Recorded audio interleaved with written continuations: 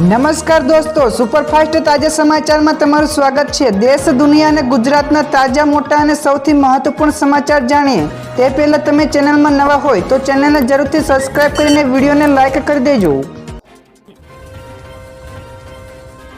સૌથી પહેલા દોસ્તો આપણે વાત કરીએ તો મોટી જાહેરાત, મહિલાઓને મળશે 1 લાખ રૂપિયા। લોકસભાની ચૂંટણી પહેલા કોંગ્રેસે ન્યાય ગેરંટી યોજના અંગે વચન આપ્યું છે તો પાર્ટી અધ્યક્ષ મલ્લિકાર્જુન ખડગેએ કહ્યું કે મહાલક્ષ્મી ગેરંટી સ્કીમ હેઠળ ગરીબ મહિલાઓને દર વર્ષે 1 લાખ રૂપિયાની સહાય કરાશે તો આદિ આબાદી પૂરા હક હેઠળ સરકારી નિમણૂકોમાં મહિલાઓને 50% અનામત પણ અપાશે તો શક્તિ કા સન્માન હેઠળ આંગણવાડી, આશા અને મધ્યાહન ભોજન કાર્યકરોના પગારમાં પણ કેન્દ્ર સરકારનું યોગદાન બમણું કરી દેવામાં આવશે।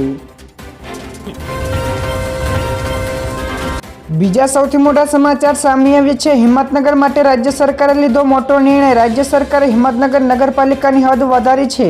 શહેરની નગરપાલિકા વિસ્તાર બહાર આવેલી પેરીફેરી ઉપરાંતના બળવંતપુરા, બેરણા, કાંકણોલ, હડિયેલ, પીપલોદી, કાંટવાડ, પરબડા અને સવગઢ વિસ્તારને હિંમતનગરમાં ભેળવવામાં આવ્યા છે। તેની સાથે જ સિવિલ હોસ્પિટલને પણ હિંમતનગરની નગરપાલિકામાં ભેળવી દીધી છે, જેથી હવે આ હોસ્પિટલને વધુ સારી સુવિધાઓ પણ મળશે। આગળ દોસ્તો વધુ એક સૌથી મોટા સમાચાર, સરકાર દર મહિને 25,000 રૂપિયા આપશે। ઓડિશા સરકારે રાજ્યના તમામ પદ્મ પુરસ્કારોને દર મહિને 25,000 રૂપિયાનું માનદ વેતન આપવાની જાહેરાત કરી છે। ત્યારે સીએમઓ તરફથી જારી કરવામાં આવેલા નિવેદનમાં કહ્યું કે સમાજમાં પદ્મ પુરસ્કાર વિજેતાઓના મહત્વપૂર્ણ યોગદાનને ધ્યાનમાં રાખીને આ સન્માન આપવાનો નિર્ણય લેવામાં આવ્યો છે। ત્યારે ઓડિશાના તમામ પદ્મ પુરસ્કાર વિજેતાઓને એપ્રિલ મહિનાથી દર મહિને 25,000 રૂપિયા અપાશે। તો દોસ્તો ગુજરાતમાં પણ આવી યોજનાઓ લાવવી જોઈએ કે નહીં, ફટાફટ કોમેન્ટ કરજો। બીજા સૌથી અગત્યના સમાચાર સામે આવ્યા છે। ગરમીને લઈને હવામાન વિભાગની મોટી આગાહી। ગુજરાતમાં હવામાન વિભાગે નવી આગાહી કરી છે। તે અનુસાર આવનારા 3 દિવસ પછી ગરમી વધશે। તે દરમિયાન 2 થી 3 ડિગ્રી તાપમાનમાં વધારો નોંધાશે તો ગરમી વધતા લોકોને પરસેવે રેબઝેબ થવાનો પણ વારો આવવાનો છે। ત્યારે હાલ ઉત્તર પશ્ચિમ ઉત્તરના પવનો ફૂંકાઈ રહ્યા છે, જેના કારણે આવતા 3 દિવસમાં તાપમાનમાં હાલ જેવું જ રહેશે, પરંતુ 3 દિવસ બાદ પવનની દિશા બદલાતા તાપમાનમાં વધારો નોંધાશે। આથી આગાહી મુજબ હાલ રાજ્યમાં વરસાદની પણ કોઈ પણ પ્રકારની સંભાવના નથી। તો દોસ્તો બીજા સૌથી મહત્વપૂર્ણ સમાચાર સામે આવ્યા છે। આ ટાપુ ઉપર જવા માટે લેવી પડશે પૂર્વ મંજૂરી। જામનગરમાં આવેલા 11 ટાપુ ઉપર પ્રવેશ કરવા પર પ્રતિબંધ મૂકતો જાહેરનામું જારી કરાયો છે। ત્યારે જામનગરના એક પિરોટન ટાપુ પર માનવ વસ્તી રહે છે, ત્યારે રાષ્ટ્રીય સલામતી અને જાહેર વ્યવસ્થાને ધ્યાનમાં રાખતા આ ટાપુ ઉપર પ્રવેશ કરવા પર પ્રતિબંધ મૂક્યો છે। તેથી પ્રવાસીઓ અને પિરોટન ટાપુ આવા કે જવા માટે પૂર્વ મંજૂરી લેવી પડશે। ત્યારે આ જાહેરનામાનો ભંગ કરનારને દંડ પણ થશે। તો આ જાહેરનામું 13 મે 2024 સુધી અમલમાં રહેશે। તો દોસ્તો આગળ વધુ એક સૌથી મહત્વપૂર્ણ સમાચાર મળ્યા છે। અહીં સિંચાઈ માટે નર્મદાનું પાણી નહીં મળે। નર્મદા વિભાગે પરિપત્ર જાહેર કર્યો છે। તે અનુસાર પાટણના અમુક વિસ્તારોમાં નર્મદાનું પાણી સિંચાઈ માટે મળશે નહીં। ત્યારે ઉનાળુ વાવેતર કરતા ખેડૂતોને સિંચાઈ માટે નર્મદાનું પાણી મળશે નહીં। ત્યારે આ વિસ્તારોમાં રાધનપુર, સાંતલપુર અને સમી સામેલ છે। ત્યારે 31 માર્ચથી નર્મદા વિભાગની અહીંથી કેનાલમાં પાણી બંધ કરશે। ત્યારે તે દરમિયાન બ્રાન્ચ અને ડિસ્ટ્રીબ્યુટર કેનાલમાં પાણી બંધ રહેશે। તેને સાથે જ માઇનોર કેનાલમાં પણ પાણી આવશે નહીં। તો દોસ્તો બીજા સૌથી મહત્વપૂર્ણ સમાચાર સામે આવે છે। અમૂલ અને સાબર ડેરીએ ભાવમાં કર્યો ઘટાડો। સામાન્ય જનતા માટે સારા સમાચાર સામે આવે છે। ત્યારે અમૂલ અને સાબર ડેરીએ બ્રાન્ડ તેના ઘીના ભાવમાં ઘટાડો કર્યો છે। ત્યારે બંને બ્રાન્ડના ઘીમાં પ્રતિ કિલો ₹25નો ઘટાડો કરવામાં આવ્યો છે। ત્યારે આ સિવાય 15 કિલોના ડબ્બાના ભાવમાં ₹375નો ઘટાડો કરાયો છે। ત્યારે 15 કિલો ઘીના ડબ્બો જે અગાઉ ₹9,220માં મળતો હતો તે હવે ₹8,845માં મળશે। ત્યારે ઘીમાં ઘટાડેલા નવા ભાવ 14 માર્ચથી અમલમાં આવશે। ત્યારબાદ દોસ્તો ફટાફટ આગળના બીજા સૌથી મોટા સમાચાર મળ્યા છે। પુતિનનું મોટું નિવેદન, તો પરમાણુ યુદ્ધ માટે તૈયાર છે રશિયા। જ્યાં દર્શક મિત્રો રશિયાના રાષ્ટ્રપતિ વ્લાદિમીર પુતિને અમેરિકાને ફરી એકવાર પરમાણુ હુમલાની ચેતવણી આપી છે। ત્યારે તેમણે કહ્યું કે જો અમેરિકા યુક્રેનને પોતાના સેના મોકલશે તો યુદ્ધ વધુ ભયાનક થઈ શકે છે। ત્યારે આપણે હજુ પરમાણુ યુદ્ધ તરફ આગળ વધી રહ્યા નથી, પરંતુ અમને અત્યારે તેની નજર નથી લાગતી, પરંતુ સૈન્ય કે ટેકનિકલ આધાર ઉપર અમે તેના માટે તૈયાર છીએ। જો કોઈ દેશ રશિયાના પરમાણુ યુદ્ધ માટે ઉશ્કેરાશે તો રશિયા તેનો પણ જવાબ આપશે। ત્યારબાદના દોસ્તો આગળના બીજા સૌથી મોટા સમાચાર મળ્યા છે। કર્મચારીઓ પાટનગરમાં ફરી એકવાર નાખશે ધામા। જ્યાં દર્શક મિત્રો લોકસભાની ચૂંટણી પહેલા ફરી એકવાર સરકારી કર્મચારીઓ પોતાની માંગણીઓને લઈને ગાંધીનગરમાં ધામા નાખવાની તૈયારી કરી રહ્યા છે। ત્યારે કર્મચારીઓની માંગણીઓમાં ખાસ કરીને ફિક્સ પે નાબૂદી, જૂની પેન્શન યોજનાને લઈને પાટનગર ખાતે ધામા નાખનાર છે। ત્યારે માંગણીઓને લઈને તેઓ સીએમ ભૂપેન્દ્ર પટેલની રૂબરૂ મુલાકાત પણ કરનાર છે।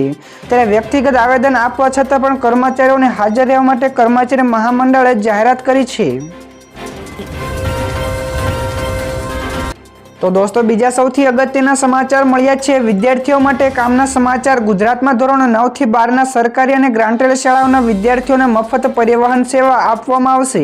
ત્યારે પહેલા આ સેવા ધોરણ 1 થી 8ના વિદ્યાર્થીઓને મળતી હતી। જે વિદ્યાર્થીઓ શાળાથી 5 કિલોમીટરથી વધારે દૂર રહેતા હોય તેમને આ યોજનાનો લાભ મળશે। તો આ યોજના માટે બાળક દીઠ પ્રતિ મહિને 600 રૂપિયા અપાશે।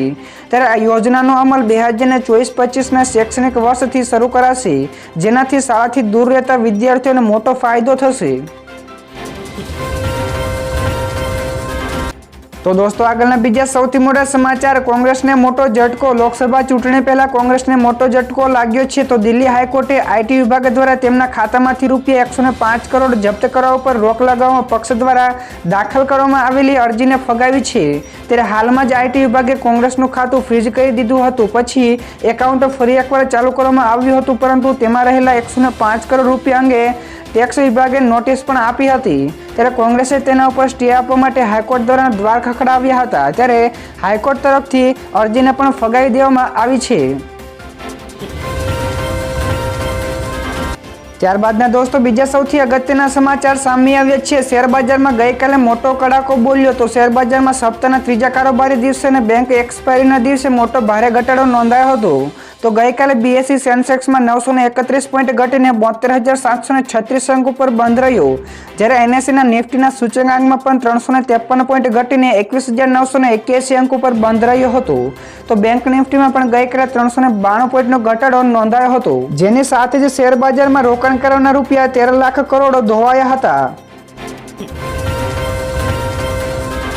ફટાફટ દોસ્તો આગળના બીજા સૌથી મોટા સમાચાર મળ્યા છે। ફક્ત અરજી કરવાથી નાગરિકતા નહીં મળે। જ્યાં દર્શક મિત્રો સીએએ કાયદા હેઠળ 2014 પહેલા પાકિસ્તાન, બાંગ્લાદેશ અને અફઘાનિસ્તાનમાંથી ભારત આવેલા હિન્દુ, શીખ, બૌદ્ધ, જૈન અને પારસી કે ખ્રિસ્તી ધર્મના શરણાર્થીઓને નાગરિકતા આપવામાં આવશે। તો ફક્ત અરજી કરવાથી નાગરિકતા નહીં મળે, તો આ માટે ઉચ્ચ સમિતિની રચના કરવામાં આવશે, જે અરજદારના જરૂરી તમામ દસ્તાવેજોની ચકાસણી કરશે। તો દરેક વસ્તુને ચોકસાઈ ખરાઈ થયા બાદ જ તેના ડેટા પોર્ટલ ઉપર મુકાશે અને નાગરિકતા માટે તેની પ્રક્રિયા શરૂ થશે। તો દોસ્તો ઝડપથી બીજા સૌથી મહત્વપૂર્ણ સમાચાર મળ્યા છે। રાહુલ ગાંધીનું મોટું નિવેદન। તેમણે કહ્યું કે પીએમએ અબજોપતિના 16 લાખ કરોડ રૂપિયા માફ કર્યા। જ્યાં દર્શક મિત્રો કોંગ્રેસના નેતા રાહુલ ગાંધીએ પીએમ મોદી ઉપર ફરી એકવાર આકરા પ્રહારો કરતા કહ્યું હતું। તો મુંબઈમાં સભા દરમિયાન તેમણે કહ્યું કે પીએમ મોદીએ અબજોપતિઓના 16 લાખ કરોડ રૂપિયાના દેવા માફ કર્યા હતા। તો પીએમ મોદીએ મનરેગાના પૈસા અબજોપતિઓને આપ્યા છે। તો રાહુલે વધુમાં કહ્યું કે ખેડૂતો, મજૂરો, નાના વેપારીઓને દેવા પણ માફ કરવા જોઈએ। ત્યારબાદના દોસ્તો બીજા સૌથી મોટા સમાચાર મળ્યા છે। ડોક્ટરો ફાર્મા કંપનીઓ પાસેથી ભેટ લઈ શકશે નહીં। તો કેન્દ્ર સરકારે ફાર્મા કંપનીઓ અને ડોક્ટરો માટે માર્ગદર્શિકા જાહેર કરી છે। ત્યારે માર્ગદર્શિકા અનુસાર ફાર્માસ્યુટિકલ કંપનીઓ દવાઓના માર્કેટિંગના નામે કોઈપણ ડોક્ટરોને સામાન અથવા તો પૈસાની ભેટમાં નહીં આપી શકે। તો આ સાથે જ સેમિનાર કે વર્કશોપના નામે કંપનીઓના ખર્ચે ડોક્ટરો મોંઘી હોટલ કે વિદેશમાં જઈ શકશે નહીં। જોકે જો કોઈ ડોક્ટર સેમિનારમાં વક્તા હશે તો તેને પણ છૂટ મળશે। ત્યારબાદના દોસ્તો બીજા સૌથી મહત્વપૂર્ણ સમાચાર મળ્યા છે। ગઈકાલે પીએમ મોદીના હસ્તે 3 પ્લાન્ટનો શિલાન્યાસ કરાયો। જ્યાં દર્શક મિત્રો સેમિકન્ડક્ટરના ક્ષેત્ર માટે ગઈકાલનો દિવસ મહત્વપૂર્ણ દિવસ રહ્યો। ત્યારે પીએમ મોદીએ દેશના 3 સેમિકન્ડક્ટર પ્રોજેક્ટોનો શિલાન્યાસ કર્યો હતો, જેમાં ગુજરાતના બ્લે પ્લાન્ટ ધોલેરાસર અને આણંદ, જ્યારે આસામનો મોરીગાંવનો સમાવેશ થાય છે। ત્યારે આશરે 1.25 લાખ કરોડના આ 3 પ્લાન્ટથી સેમિકન્ડક્ટર ઇકોસિસ્ટમ મજબૂત થશે, તેમજ રોજગારીની તકોનું પણ વિપુલ પ્રમાણમાં સર્જન થશે। ત્યારે પીએમ મોદીએ ગઈકાલે વિડીયો કોન્ફરન્સિંગ દ્વારા માધ્યમથી શિલાન્યાસ કર્યો હતો। ત્યાર પછી દોસ્તો ફટાફટ આગળના બીજા સૌથી અગત્યના સમાચાર સામે આવ્યા। ઇલેક્ટ્રિક સ્કૂટર બાદ ઓલા લાવશે ઇલેક્ટ્રોનિક રિક્ષા। તો ઓલા કંપનીની ઇલેક્ટ્રિક સ્કૂટર માર્કેટમાં હિટ સાબિત થઈ હતી, જે બાદ હવે ઓલા કંપની ઇલેક્ટ્રોનિક ઈ રિક્ષા લોન્ચ કરવા જઈ રહી છે। તો આ ઇલેક્ટ્રોનિક રિક્ષાનું નામ રાહી છે। તો ઇલેક્ટ્રોનિક રિક્ષા લોન્ચ થયા બાદ અનેક કંપનીઓ તેની સાથે સ્પર્ધા કરશે। તો હાલ વાહનોને લઈને વધુ માહિતી બહાર પાડવામાં આવી નથી, પરંતુ ઈ રિક્ષાની પ્રી બુકિંગ થોડા દિવસોમાં શરૂ કરવામાં આવશે।